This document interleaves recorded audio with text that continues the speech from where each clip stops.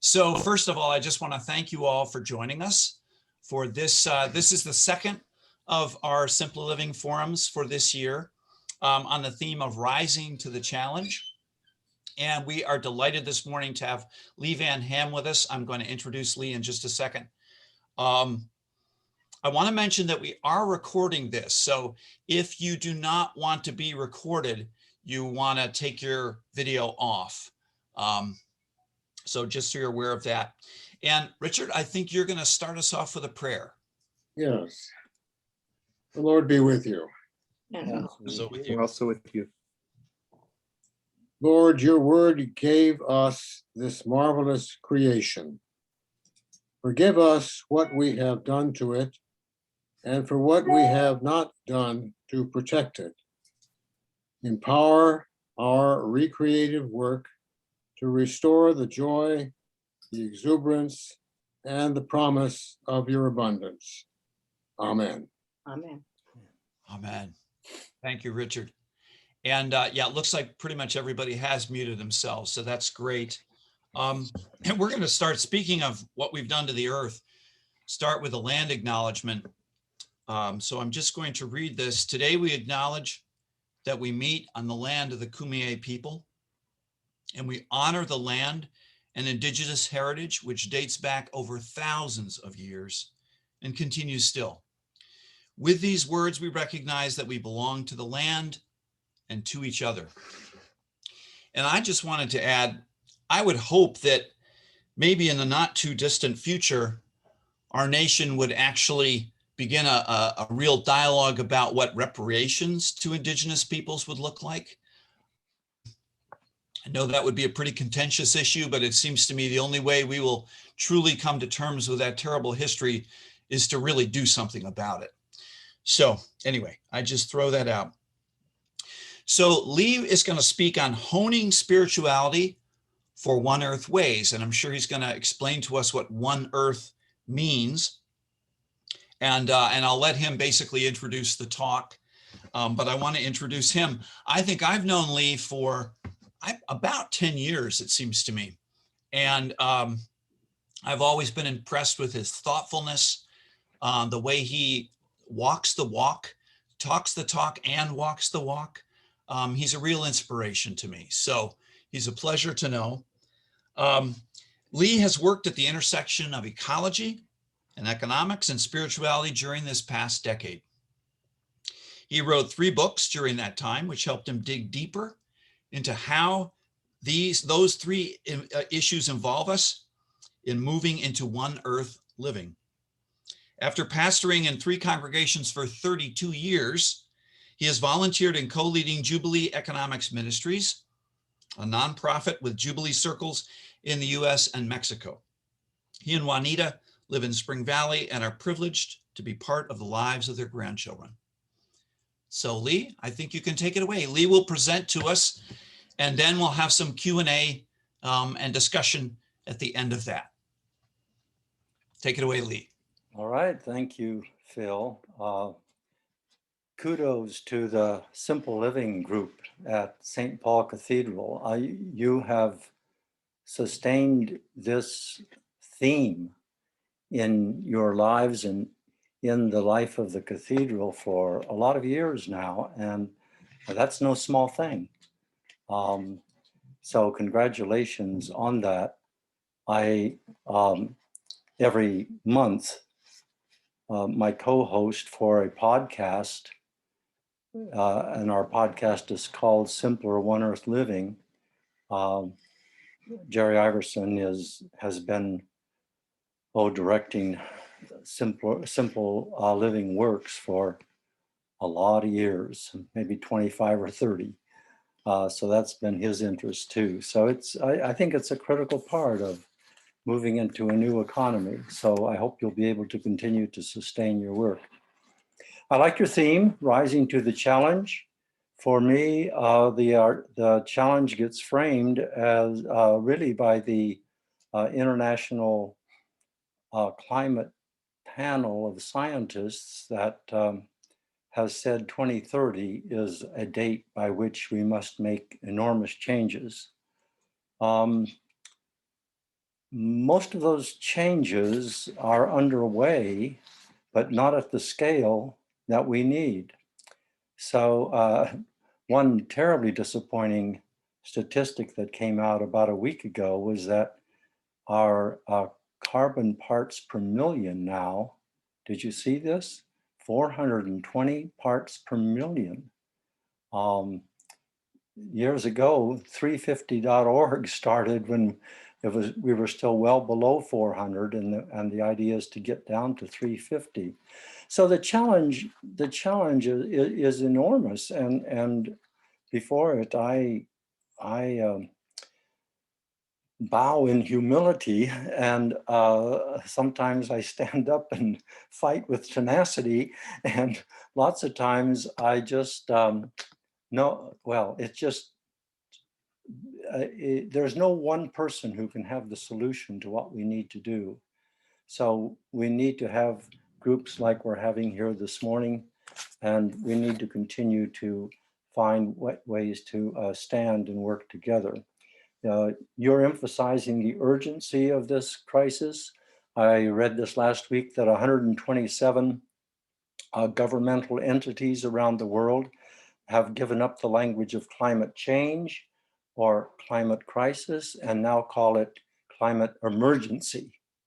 And so all of their communications are climate emergency, and more entities are doing that, trying to emphasize the urgency of this. So I want to talk then about our spiritual practices. Discipleship is, I could use those words interchangeably. Spiritual practice, I think, tends to be more recognizable in interfaith settings. So I tend to use that, honing spiritual practices for OneEarth living. When I wrote my first book some years ago, probably a decade ago now, Blinded by Progress, which I think you're seeing backward. Anyway, Blinded by Progress, I had to come to terms with this kind of deepening awareness I had. My goodness, there are two kind of macro stories by which people are living. And the one story takes more than one planet to live it. And so I called that the multi-earth story, or the multi-earth paradigm. When I did my ecological footprint, I saw that at that time, my footprint was 2.7 planets, which is to say that if everybody lived at my standard, it would take 2.7 planets, not one. So Phil, maybe that contradicts a little bit. You're saying that I walk my talk. I talk beyond what my walk is, but I aspire to living this and seeking colleagues who are also wanting to find a way, a path to OneEarth living. Very difficult in our society because we live in a culture that is hell-bent on growth and expansion and extraction for more. So it's a huge challenge. But OneEarth living then is, how do we live within the parameters of our planet? They're very generous parameters, by the way, but our structures, our systems right now don't go that direction. Well, here's how I'm going to proceed with you. I'm going to start by talking about a creation-based spirituality. And then I will talk about two different spiritual practices. There could be many, but I'm going to talk about just two. One is where we bank, making that a spiritual practice. And then the second is what we eat, making that a spiritual practice. Understanding, I'm not making them that, they're just, it's a way that we don't always understand these actions in our lives, banking and eating, that they are spiritual practices. And then finally, I would like to think with you a little bit about spiritual, kind of a theology, a creation-based theology. And that is to understand our relationships with all beings in a creation-based way, and to do the same with the Eucharist, the call of the souls, the cross. We'll see how much we have time for, but those are things I have in mind. Okay, so here we go. Hang on. So let's start with creation-based thinking or theology. Some people, I guess, some people don't think of themselves as theologians. I think of everybody as having a theology. So when I say creation-based theology, I'm not being exclusive. I'm including all of us. It's a way that we think about the world and about spirituality. And having a creation-based way of thinking is essential for the kind of spiritual practices that we urgently need in the 2020s. Now, I want to say that caring about creation is different for me than creation-based thinking and practice. So I'll use an analogy from economics. So in environmental economics, it's a kind of economics that pays attention to environment. We do environmental impact studies, and we try to make some adjustment. But basically, the economics reigns, and economics is separate from the environment. In ecological economics, and there is an expanding field of people thinking about economics ecologically. This is an economics that functions within the framework of ecology, a deep recognition that there is no economics if we don't have an ecology intact. Now, in the same way then, creation theology, it can be something that says, oh, we're to be stewards of creation. We're to care about creation. And we see ourselves as the agents of care. That sounds pretty good, but I have this question about it. Do we even unconsciously see ourselves as outside of creation as we care for it? Or do we see ourselves as inside of creation, caring and tending, but part of all of nature? Because in creation-based theology, we understand that we are part of nature, not outside of nature. So our aim is to find our place in Earth's interconnected community of life. That's what we understand to be our evolutionary and creational purpose, is how do we as Homo sapiens function responsibly, actively within the interdependent community of all species, of all plants, and all animals. We begin to recognize that Earth and other species care about us. It isn't just that we care about them. So, do you understand? I'm happy to stop for a moment and have you respond to this notion of creation-based theology or thinking as seeing ourselves within creation and recognizing that creation is acting upon us, caring for us, pulling for us, urging for us, and also standing as an obstacle to us when we don't really respond in kindness to her great ways of function. Any thought about this? I'm happy to stop for just a moment.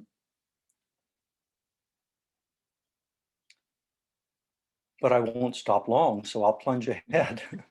I think it suggests a realistic way of looking at our place on Earth, when we're not seen as, exceptional, above everything else, but we're a part of everything that's connected. I just think it makes sense. And I don't particularly want to be highly critical of the language of creation care, because that's very popular language. But I do have a question about it, because I think many people who promote creation care are really standing outside of creation when they think about it. And that's to me a really critical issue. I know the Pope uses creation care also in Laudate Si. And so it's it's sort of like, why would I want to be against that? It's basically good way of thinking. But I do urge all of us to think of ourselves as within creation and within nature. And I find that personally an ongoing challenge. I do it part of the time, and then part of the time I think, oh, Lee, you've just stepped outside, looking on, acting upon. So I want to emphasize that difference. Lee, can I also mention, just as a matter of interest or whatever, that our Episcopal Church calls it creation care, the work that we do is creation. I mean, that's just the term that they use. Right. And I guess maybe to justify it in a way, we could say that we care for each other. So we care for creation, we care for all of it, including ourselves and our relationship with the rest of creation. With all species, but also to say Exactly. that species are caring for you. And Right, it goes both ways. That's something to learn, especially from the Kumeyaay people and others who follow traditional practices, because they had a deep spirituality understanding that creation was constantly caring for them. So there's a reciprocity there that, if any of you have read Robin Wall Kimmerer, the Potawatomi woman who's also a botanist, in her book Braiding Sweetgrass, quite a wonderful read. She's such a good writer, and she talks endlessly about reciprocity. That's what we need. So I don't object to the Pope or Episcopal Church or anyone using the language of creation care. Evangelicals who are inclined toward environmental thinking tend to use it. I think it can be fine. It's just with the caveats that we're discussing about here. I think it's a good opportunity to talk about, well, just how do we understand that? All right, then let's talk a little bit about a couple of spiritual practices in creation-based spirituality, because I'm thinking here about practices that can really influence a new economy, one that fits on our planet. Currently, most of our economic thinking is not oriented toward OneEarth Ways or toward creation. Actually, most economic thinking thinks of creation as a natural resource. Just this morning, I was reading a piece by Mark Ruffalo, and he said, to kind of get at what's going on here in the current economy, corporations have rights and personhood. Nature is property and does not have rights. That's pretty accurate, I think. I wish it weren't quite so. I wish I could say, well, that's really an extreme way of looking at it, but I don't know that it is. I think it's really pretty much the truth of it. So when nature is property, we're not doing creation-based theology. And I'm an owner of real estate. I mean, there isn't any way, I think, it's not real estate. It's a piece of the planet. And how, I really basically agree with how can you own it?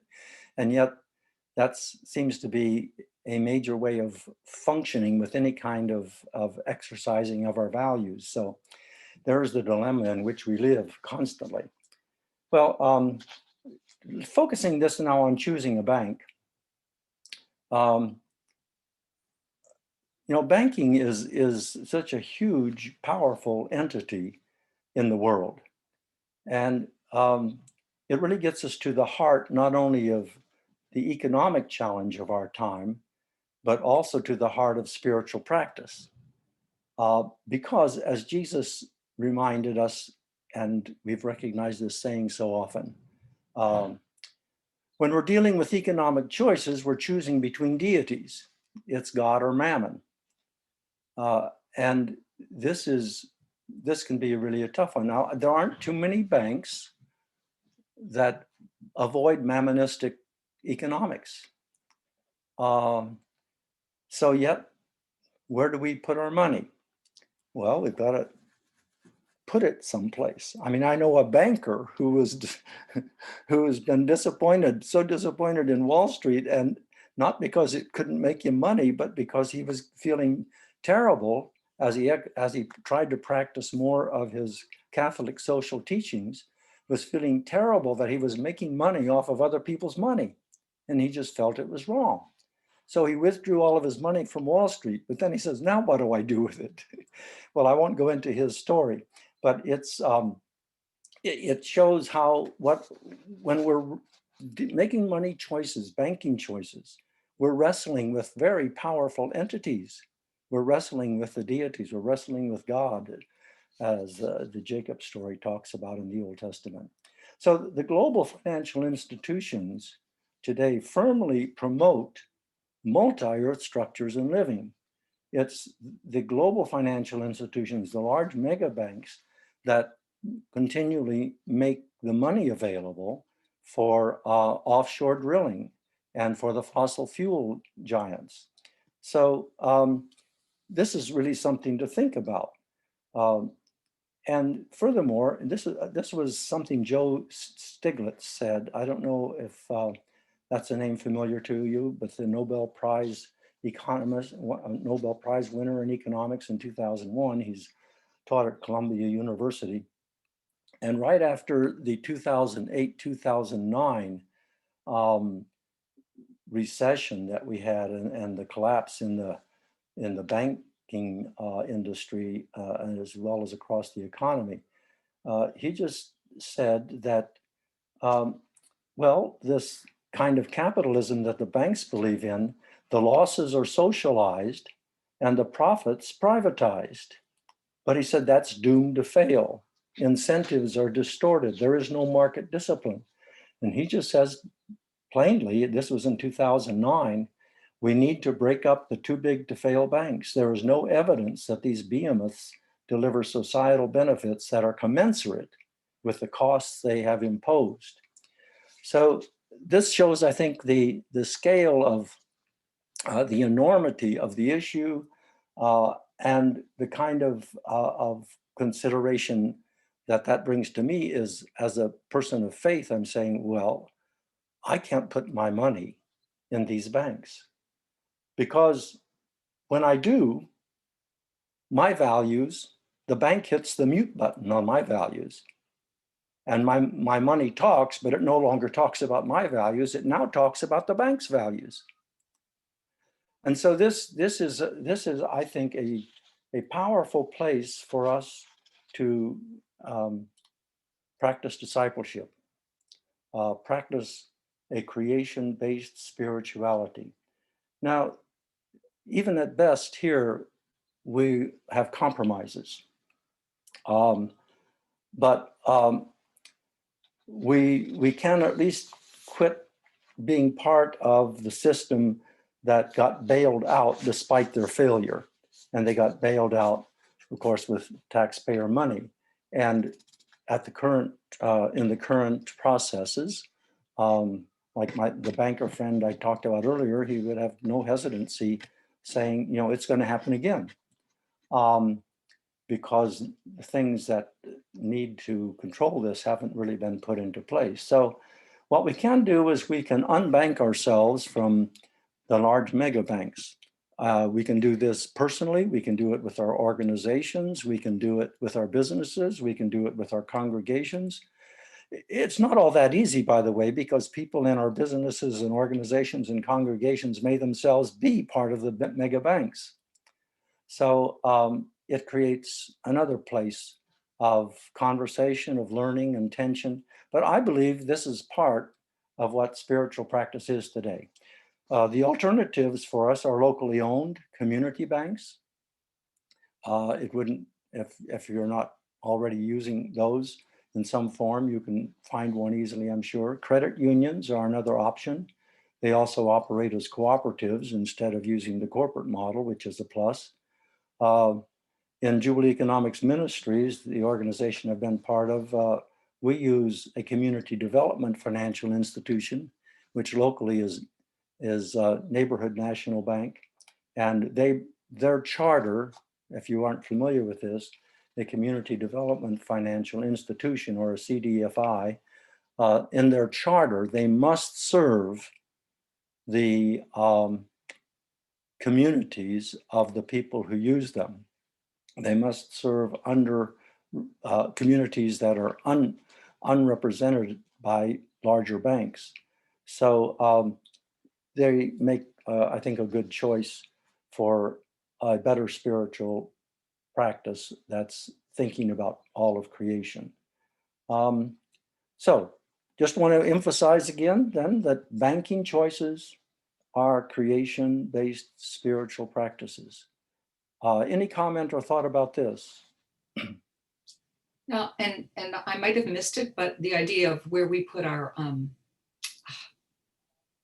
401ks, or, you know, if we're fortunate to have those, or sometimes credit unions are more responsible than the big banks, et cetera. Yeah. And I don't know to what extent this is made a point of conversation in the circles of the cathedral, but this is one of great leverage, I think, where we really can move our money to talk for the values we hold and move toward creation-based practices. So I won't go any further with this in the time we have, but it's something that can be discussed with far more nuance than I've done here. I was struck by your comment about being a part of creation as opposed to being outside of it. And the point about property, you know, treating the earth as a property. And I couldn't help reflecting that, you know, this dehumanizing process, historically, like slaves have been considered property, women have been considered property, and that's the way you dehumanize them. And yet, in contrast, I think your point about the corporations, I mean, people often say, you know, the government is too big, or the market is, you know, what controls our behavior. But, you know, the government and the market are made up of people.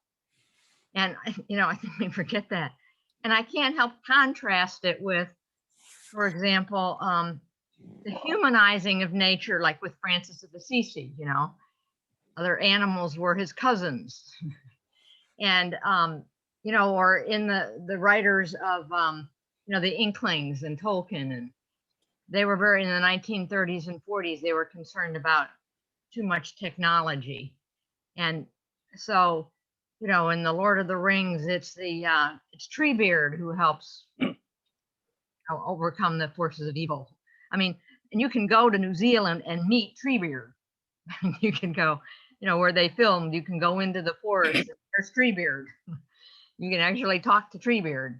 And, you know, or in C.S. Lewis, the Prince Caspian, the Chronicles of Narnia, you know, the oaks and the elms, and they have characters. They're humanized, and they again help. See, this is so interesting, Barbara. Thank you, and your I'm glad to hear your reflections on these things, because we dehumanize people and creation, and we humanize corporations by giving them personhood. So this is what happens with multi-earth ways compared to one-earth ways. They're radically different, and it's good for us to have this in our consciousness. In my one of the things that helped me when I was writing this book was I created a chart showing all sort of contrasting multi-earth ways and one-earth ways, and I began to realize and have continued to realize since how many contrasts there are throughout our culture, throughout our economy, throughout religious faith between these two. So that there are really two different life stories by which to live. Well, let's go on. I want to say something about food.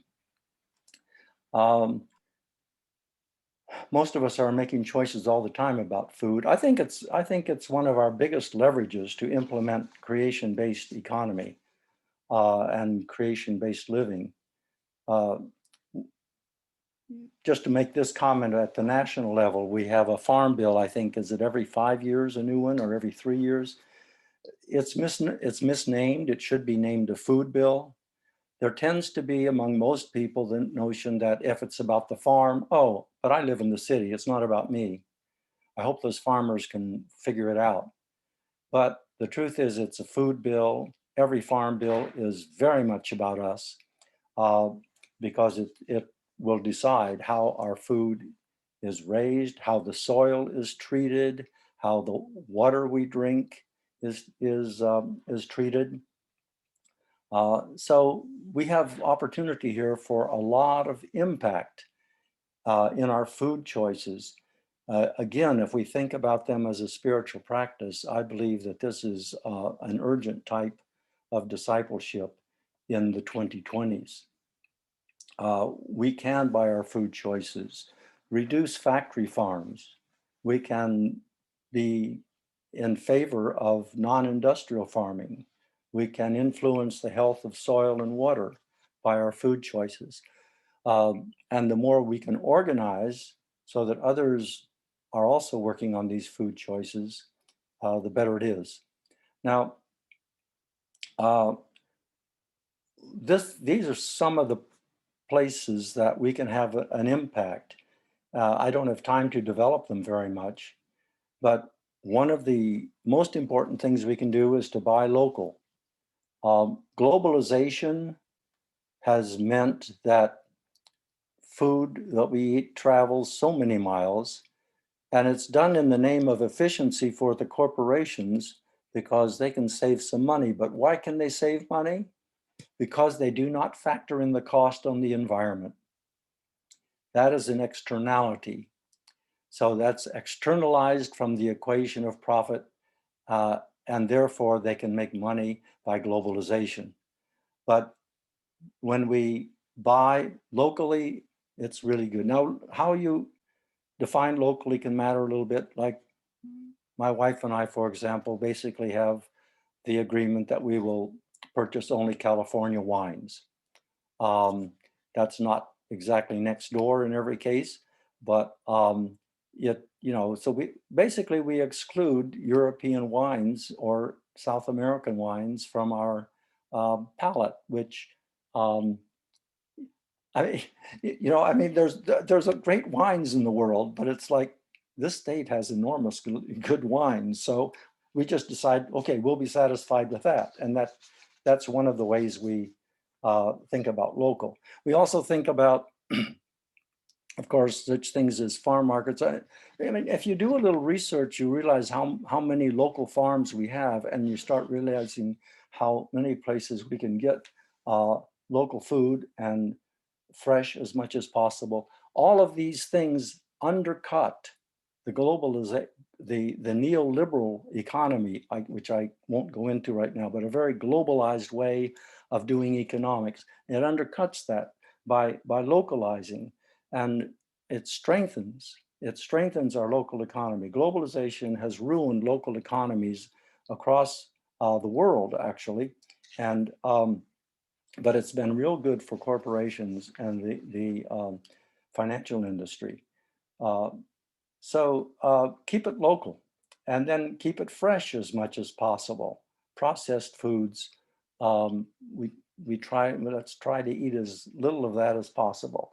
Organic is really important, not just for some of the reasons we've heard, but are we aware that organic growers sequester carbon from the atmosphere, whereas industrial farming does not? It puts pollutants into the atmosphere. Organic growers improve the health of the soil. Industrial farming does not. It kills the health of the soil. Organic farmers help prevent erosion more so than industrial farmers. So doing organic is a great way of protecting the planet. It's very creation-based way of thinking. And maybe you've heard of regenerative farming. If that's even stronger than organic in terms of sequestering. If all the grazing land and all the farmland currently in the globe, around the globe, was using regenerative practices, we would be sequestering carbon out of the atmosphere faster than we're putting it in. That's just how big a difference it is. It's enormous what regenerative farming, organic farming can do in terms of our greenhouse gas emissions. And so you can check the research on this. Two local regenerative farms. One is Wild Willow Farm down in the close to San Isidro, and the other one is, what's it called, Sweet Spot Farm in near Ramona. And if you look online for these, you can learn more about them. I think how we eat is a constant matter of research and learning and helping one another. Here's a place where sharing information can be so valuable. But we want to pick local over the chains. You know, I can just say places like Bonds, they're essentially outlets for industrial farming. And they talk a lot about their local products, but it's interesting. Corporations started realizing that locals was getting popular. So they've made it sound like they do a lot of local stuff. But when you check into it, a lot of it's just kind of looking good, trying to think they're doing way more than they are. So also we can pick cooperatives over chains. Cooperatives not only pay more attention to food sourcing, but they have a better business model for One Earth living. And in this area, one of the great gifts we have actually in New York is it's People's Organic Market in Ocean Beach, which would be a little bit of a trek for some of us, because it's not as convenient probably as your nearest store is. But you can possibly combine it with a little walk on the beach or something else and make it a very good outing. And you will be supporting a better business model. And of course, if you can drive an electric car or a hybrid car there, that's probably good too. But you have to figure out the trade-offs. Is it better to make a trip like that and support the cooperative business model and the food that is most often, well, there's a lot of local choices and there's certainly lots of health choices there. Then there's things like the amount of meat in our diet. Low meat diets are definitely what we need in the world. The meat production, there's an enormous amount of the grain, these cornfields that we see if we drive through rural country. We can see, especially of course in the Midwest where I grew up, most of that's all about, you know, growing food for cattle and pigs and chickens. And it's not about feeding humans. And it takes so much more land and there's so much more greenhouse emission and so much more pesticide and all that is connected with animal farming than with plant farming. So plant diets are really something we need to consider more carefully. So I don't talk about vegetarian diets or that kind of thing. I talk about low meat diets because I think that makes more sense to some people. And of course, fish, which I like, but there's now enormous issues with sustainability of fish in our oceans and plenty of issues around fish farms too. So there's lots of concerns around food. So food choices are really, to me, about creation-based spiritual practice. It's not just, it's not only about nutrition and all the language we can use. I'm urging us to use, or at least to recognize, if we don't use the language of spiritual practice, to recognize that that's what we're doing. This is part of our discipleship as people of faith, to do these things. Any thoughts about the food before I go to creation-based theology? This will be my last question or comment. I hope not. I hope not. Well, there are other people here. So what about eating lower on the food chain for fish? I'm a pescatarian, and it would be kind of cool to eat sardines. Do you have a sense of that right now, the thinking on that right now? Eating lower? You probably do better than I do, but lower on the food chain sounds like the right direction to me. I will research it. And I mean, I like sardines. Some people probably think that that's cheap fish food, but I think it'd be an important thing. I don't know enough to go into detail on that one, but it sounds important. Yeah. Thanks. I'd like to just make a comment. It sounds like all of this is just living much, much more consciously than most of us do on a daily level. Mm-hmm. And, you know, I think it's something we're called. Yeah, I feel like we're called to it. I feel like Earth is calling us to it. I think deep in our soul, we're being called to it. I think these are, you know, the habitations of God. So God is calling us to it. I think this is spiritual practice, this kind of consciousness. It's the consciousness of one earth living. It's the consciousness of creation. I think it's the Christ consciousness. Or for some people, it could be the Buddha consciousness, but it's a consciousness that really sees the world differently and knows that it matters to act differently. What was the name of the local, not the one, the one near San Isidro, the regeneration farm? Yes, Wild Willow Farm. Wild Willow, thank you. And this, by the way, is easy stuff to find online. If you just put in regenerative farming in San Diego County, and you know, you can read for the next couple hours. There's a lot there, but regenerative has become a key word in a new way of farming that really cares about the earth. They don't till the soil. Their primary concern is about soil health, because they know if they have healthy soil, they'll grow healthy products and it'll be healthy for people. So their primary concern is healthy soil. I think it's a very powerful type of farming. I grew up on an Iowa farm. We did not know about regenerative farming then. I won't go into the stories of that. But anyway, I will go on then to say a little bit more about creation-based theology. And this emphasizes our interconnection with all beings.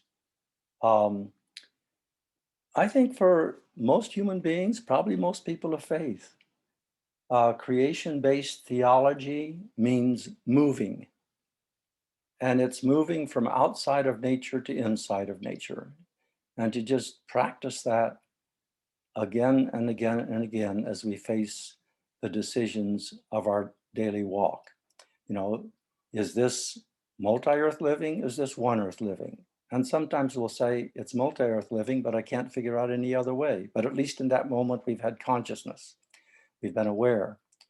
Many other times you can say, oh, if I did it this way, it would be closer to one earth living. And we can make that choice. I want to say something about creation-based theology in the Bible. The Bible is essentially presents us with two paradigms or two macro stories. And they're the same stories we struggle with today. One uses more than what the planet can provide. I mean, Solomon is a good example of a person who used far more. If everyone lived at Solomon's pace in his day, there wouldn't be any way that world could have supplied him. But then there are others in the story who live in OneEarth Ways. And so I realize that multi-earth and one earth is very much my language and 21st century language, not biblical language, or it speaks to that time. So what today is multi-earth, there were already the seeds for it back in that time. So then it was about the monarchies and empires versus creation and people that were being impacted by the monarchies and empires. So Genesis, by the way, the creation story of Genesis is a protest document protesting the empire of Babylon. It was written as a contrast to Babylon's creation story, the Enuma Elish, which was very violent and very much centered in domination. When you read the creation story in Genesis, you realize it's very non-violent and it's not about domination. If you understand correctly the 26th verse, that it isn't about human beings being told to dominate everyone else. It's being told to live responsibly within the dynamics of all of creation and to take our place within all of the other species. So the Bible has those two stories. And the important thing to say is that Jesus takes sides in the choices. And he clearly decides against monarchy. He did not want to be the messianic fulfillment of some kind of Davidic line for new monarchy. He very much chose nature instead. So he preferred a lily of the field to Solomon in all of his glory. And so that follows through when you see that Jesus definitely takes sides in this tension. So when we are talking about these spiritual practices, we're talking about ways to follow Jesus the best we know how in the 2020s, which I think is an awesome and humbling choice to make. I want to say something about the Eucharist. I'm not sure, it's been too long since I've been part of the liturgy at St. Paul's for me to remember, but certainly in many liturgies, the Eucharist has had a very strong emphasis on the sacrificial death of Jesus to satisfy God. This isn't very creation-based. The Eucharist needs to be a continuous remembrance of life. It needs to be a focus on resurrected life. It's about sacrifice only insofar as humans are being sacrificed by a multi-earth system, just as Jesus was sacrificed by a multi-earth system. And today, plants and animals are being sacrificed by the same system. I sometimes think that an artist would be, I have this picture, let me say it this way, of an artist creating crosses with animals on it as an expression of the crucifixion of species that is going on in the sixth mass extinction. It's chilling to me. I have chills even as I say it. But this, the same forces that put Jesus on a cross and many other people at the time on a cross, those same political and economic forces are the ones that are just continuing to kill people and continuing to kill animals and plants. And so there is sacrifice going on. But in my opinion, the great Thanksgiving, pardon me, or the Eucharist is an enactment of the triumph over those powers. It's not a reenactment of the death, as it's more the triumph of those powers. And so it's also an economic and an enactment of the economics of enough. Everybody gets something. We all get the same. There is no separation in the distribution of the bread and the wine.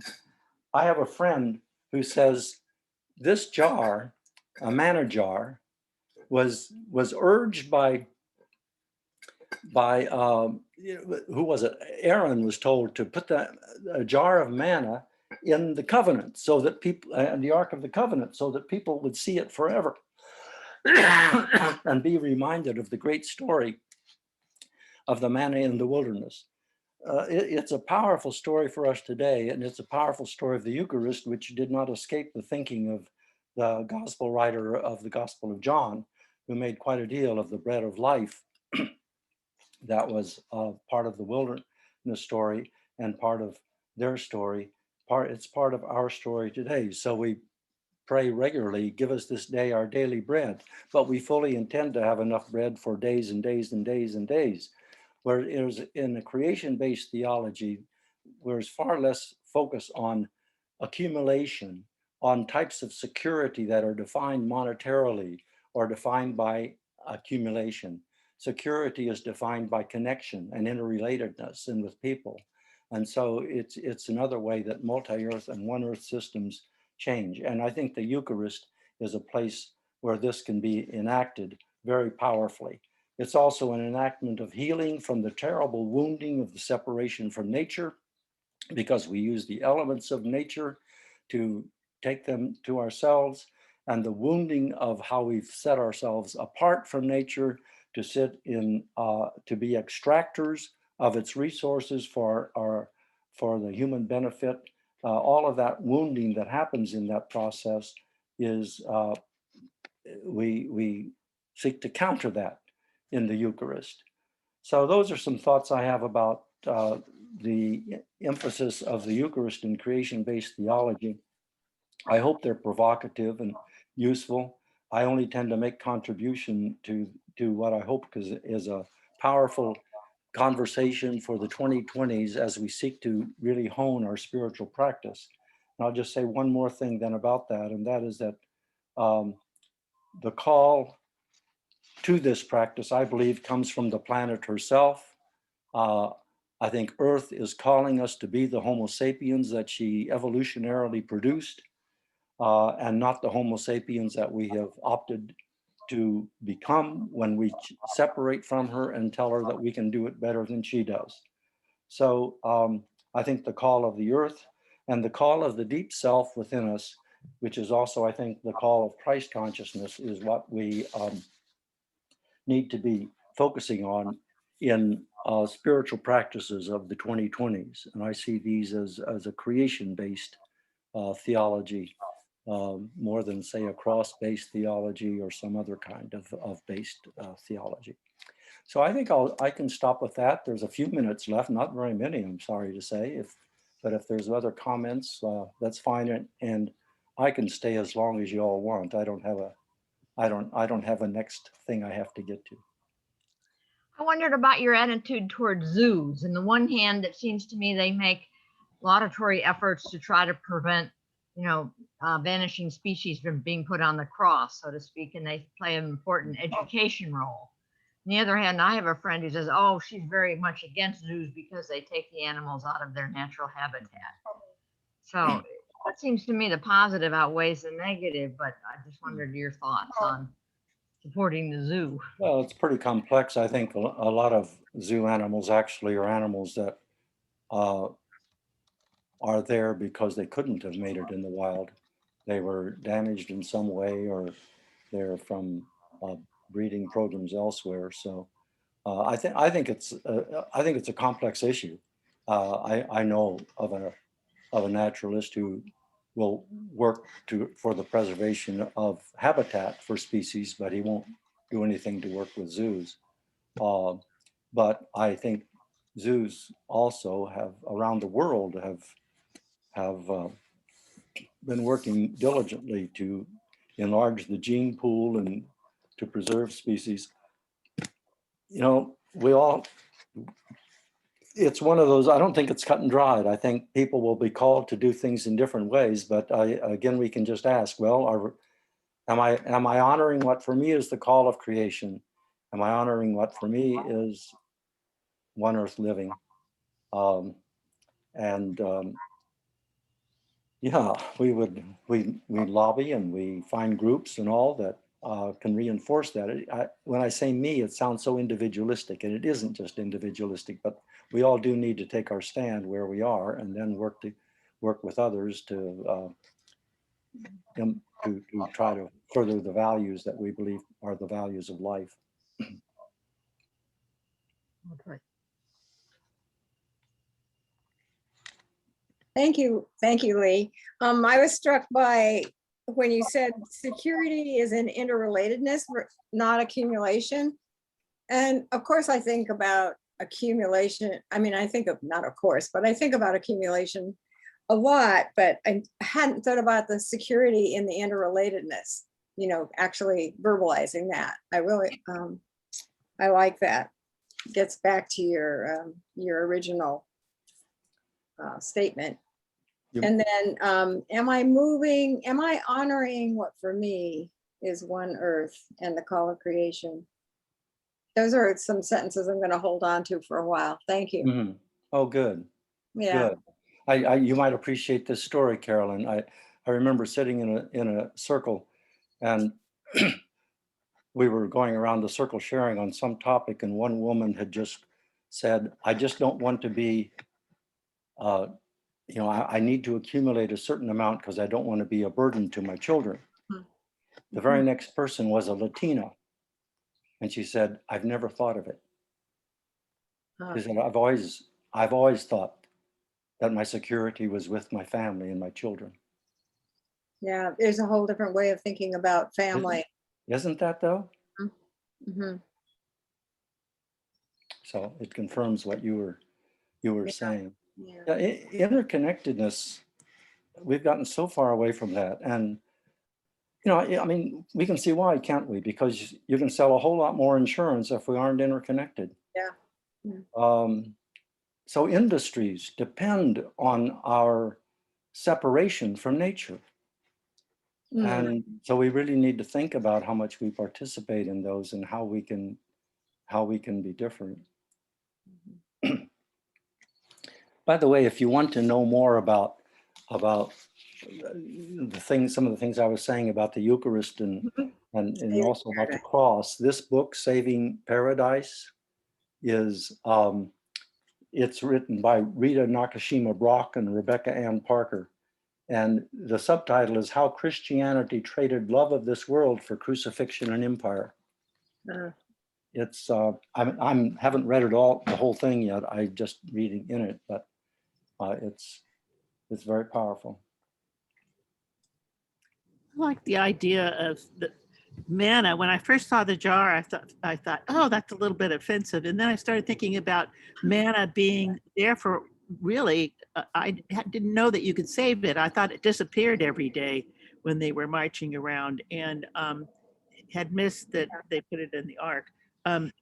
But I think the idea of there being enough food every day as a gift from God makes the idea of needing to accumulate to provide for a future time less compelling. And although I think we do need to provide to an extent, both for ourselves in monetary, financial, and food Right. things so we don't starve. But it's an interesting thing to think about for me. That's a new idea.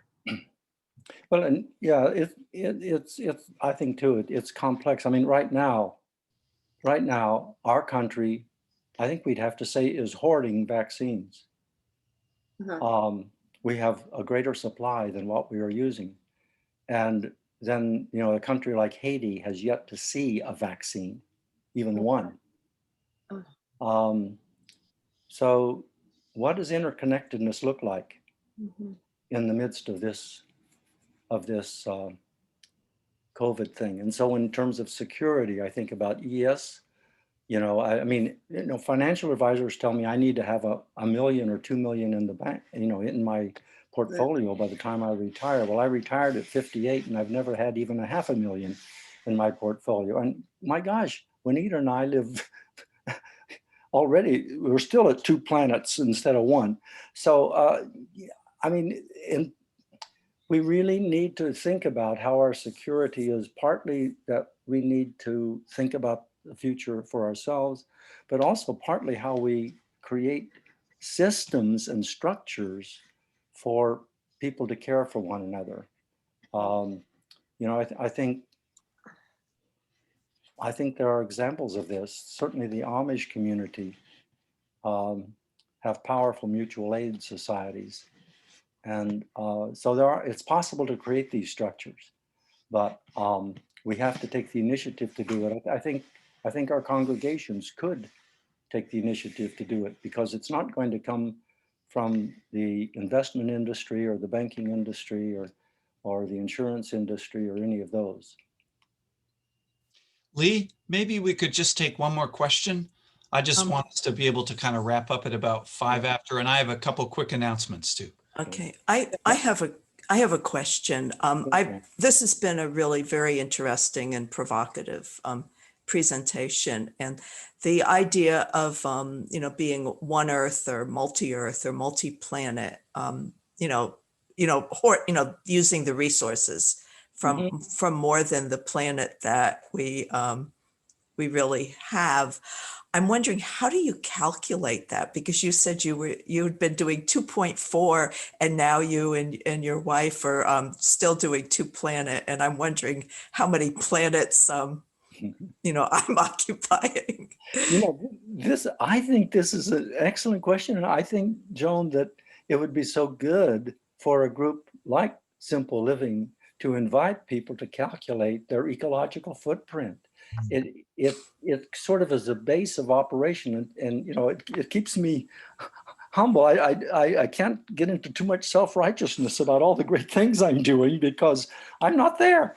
But the ecological footprint network, if you go online and just say calculator of ecological footprint, they'll probably give you 2 or 3 different websites to go to where you can calculate your footprint. Okay.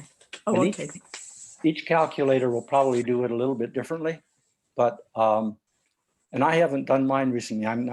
Your question's giving me a little prod to do mine again and just sort of see where it's coming out. And these footprint calculators, by the way, are continually refining their work. This one, the Ecological Footprint Network, I think that's the right name. I hope I'm right. Is trying to help businesses and countries and cities calculate their footprints as they make decisions on the climate emergency. So this is a lot more than the carbon footprint that we're familiar with. This is yeah. This is well, you'll have to look at whatever each calculator measures. That's what that particular one will do, but it'll ask about your energy and in your house and your car and food and where you live and how big your house is and all kinds of stuff like that. Thank you. Well, so Lee, thank you so much for this. As Joan said, this has been very rich, a lot to really think on, and I like the range of from big picture theology stuff to very specific where you bank. And your whole emphasis that all of this is the sacred. These are kind of sacred decisions. So just a couple quick announcements. First, I'm gonna